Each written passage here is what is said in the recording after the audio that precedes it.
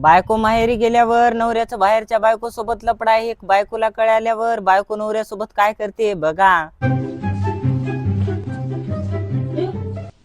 लय शांत शांत बसलं. आता काय नाही, असंच बसलो होतो. अहो, सांगा काय झाले. उगाच गती बसू नका, सांगा. अगं काय नाही, तू ज्यावेळेस मागच्या 15 दिवसाखाली मारायला गेलती का, हं.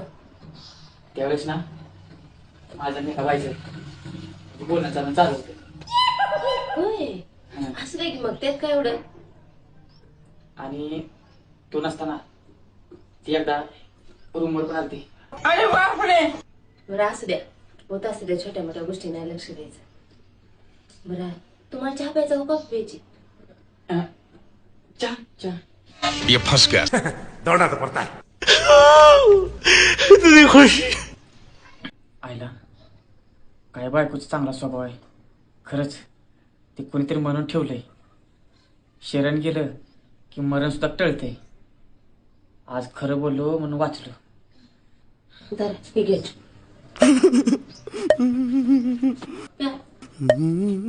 प्या. प्या असू द्या.